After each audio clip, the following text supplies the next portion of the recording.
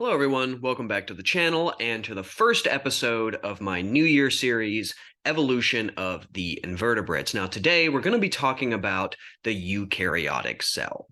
Now, life arose on this planet over 3.5 billion years ago.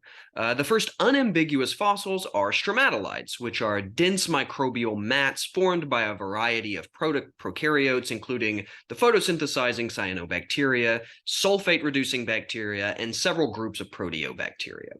The prokaryotes exist in two major groups, the eubacteria and the archaeobacteria. The genomes of these two groups exist unbound in the cytoplasm, though eubacteria tend to have much larger genomes than the archaeobacteria. The major differences between these two groups for our purposes is the composition of the cell wall and the basic machinery for DNA translation and transcription. Now, the first eukaryotic cell doesn't appear until around 2 billion years ago, a full 1.5 billion years after the arrival of the prokaryotes. Their arrival is marked by microfossils, with the timing of these fossils corroborated by molecular dating techniques, which independently predicted an origin around 2 billion years ago. While the eubacteria and the archaeobacteria are distinct clades, the origin of the eukaryotic cell is chimeric. That is, it was originally a free-living archaeobacteria that underwent first horizontal gene transfer with eubacteria and later phagocytosed an alpha proteobacterium that would become the mitochondria of all eukaryotic cells. Let's break down the current evidence for this mode of origin. So first, eukaryotes are more phylogenetically related to archaeobacteria than to the eubacteria. Indeed, many genes originally thought to be exclusive to eukaryotes have been described in the newly discovered Asgard archaea supergroup. Most of the translational and transcriptional genes in eukaryotes have homologs in the archaea. However, our cell membranes are more like those of eubacteria, and many nuclear genes involved in things like metabolism are clear eubacteria derivatives. In fact, they likely arose from horizontal transfer from the alpha proteobacterial endosymbiont, better known as the mitochondria. So how do we know the mitochondria is a eubacterial endosymbiont and not just an original organelle? The definitive evidence comes from genomics. Mitochondria, like other eubacteria, have circular chromosomes. The specific sequences of the mitochondria align them firmly as sister to the proteobacteria. Now, a major component of this model is that endosymbiosis is possible in the first place. Do we have any evidence of a bacteria that possesses an endosymbiont? Yes. Here's a paper that found beta proteobacteria contain gamma proteobacterial symbionts. So, in summary, eukaryotes arose from an ancient archaeobacteria that acquired a proteobacterial symbiont. Over time, that symbiont passed many of its genes to the host, leading to a chimeric genome of both archaeobacteria and eubacterial origins. Many outstanding questions still remain concerning the origin of the eukaryotic cell. One is the origin of the nucleus, and specifically the nuclear envelope. Now, one interesting model comes from David and Buzz Baum, who suggest an inside-out theory.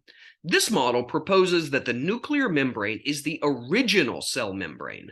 That is, the nucleus is ultimately what is left of an original eocyte cell. The eocytes are an informal group of archaeal phyla. Importantly, eocytes often form symbiotic relationships with eubacteria, which attach to their cell membrane like the image shown here. Many eocytes also form these protrusions of the cell membrane, which increase surface area, and importantly, these structures are rare among the eubacteria. Now, in their model, these protrusions expanded and ultimately trapped the eubacterial symbionts. These protrusions thus became the incipient membranous organelles that are well known in eukaryotic cells, such as the endoplasmic reticulum and the Golgi apparatus.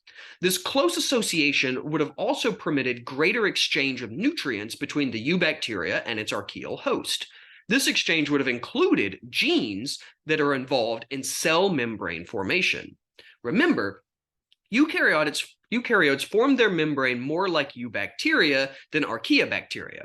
Thus, these lipid-forming genes must have originated from the symbiont.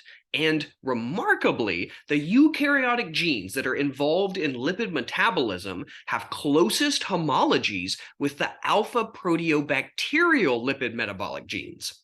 Given that modern mitochondria are most closely related to these proteobacteria, and the lipid metabolic pathway of eukaryotes is derived from a proteobacteria, this is very strong evidence that eukaryotes acquired these genes from the mitochondrial symbiont.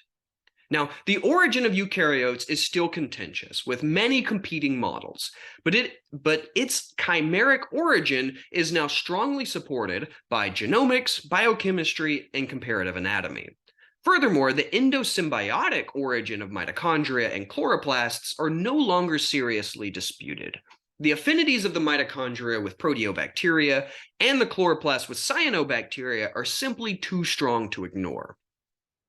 Now that we've talked very briefly about the origin of the eukaryotic cell, we can begin to chat a little bit about the protozoa. The name protozoa simply means primitive animal. They are all single-celled, generally heterotrophic eukaryotes. They're also not a true phylogenetic classification because they don't include all possible descendants.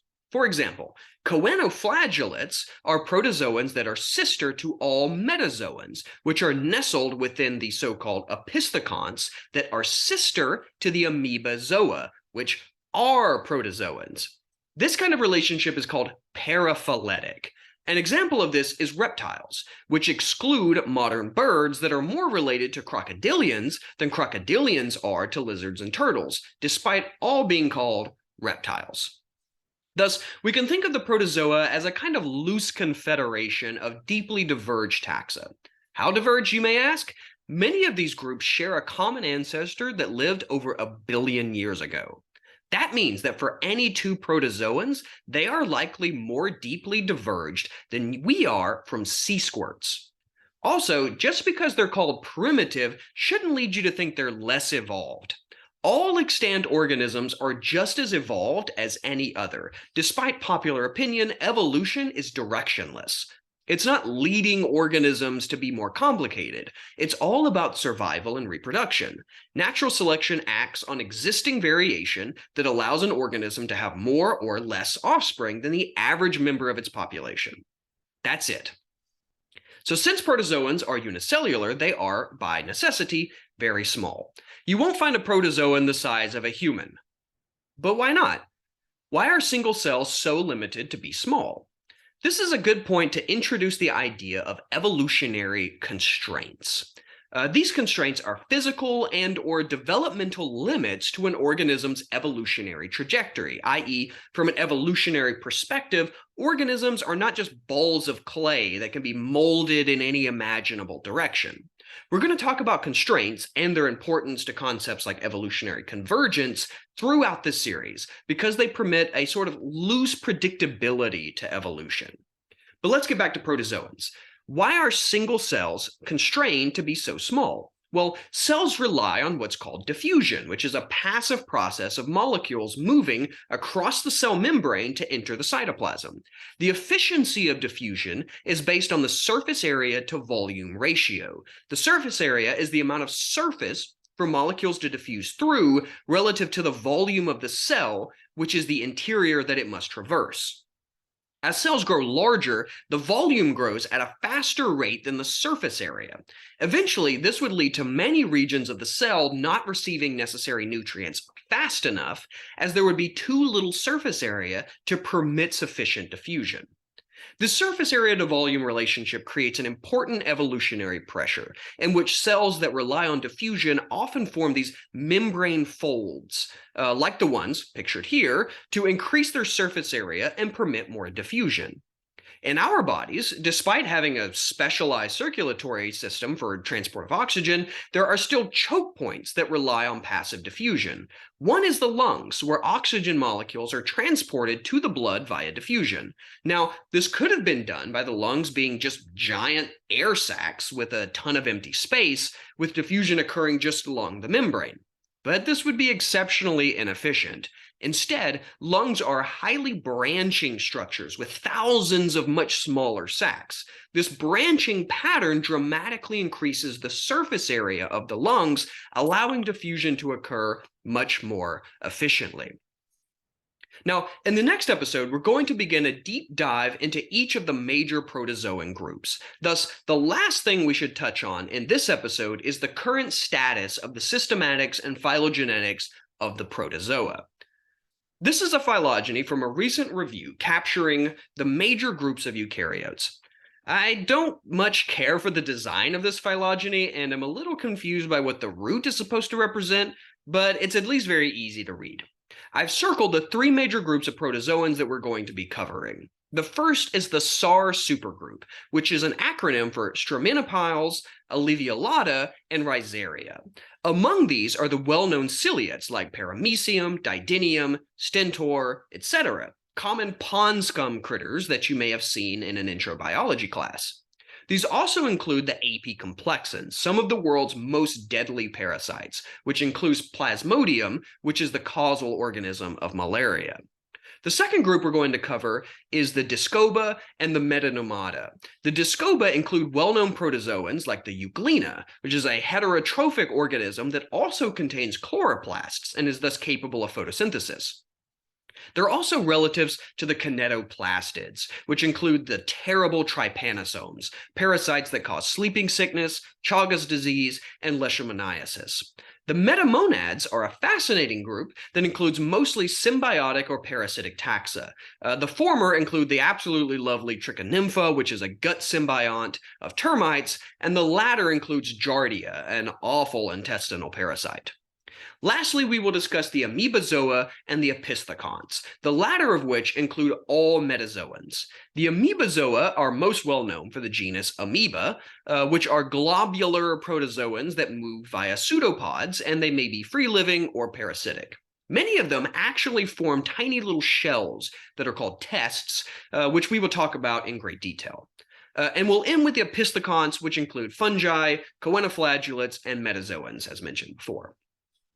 I will also briefly mention the archaeoplastids, which is the group that includes green algae and land plants, but we won't spend much time on them because this series is about metazoans, not plants. So in summary, let's quickly review all the things we've discussed. First, we talked about the timing and the origin of the eukaryotic cell and provided evidence of its chimeric origins from archaeobacteria and eubacteria. Next, we introduced the idea of evolutionary constraints and how it applies to protozoan cell size. Finally, we provided the layout for the next few episodes by reviewing the phylogenetics of protozoans and gave a few representative examples of each. Next week, we will begin by discussing the locomotory structures in unicellular eukaryotes before diving into the incredibly diverse SAR supergroup. As always, if you have any questions, please drop them in the comments. Also, if you have a favorite SAR critter and want it discussed, let me know and I'll try to mention it. Thanks for being here, and I'll see you next week for episode 2.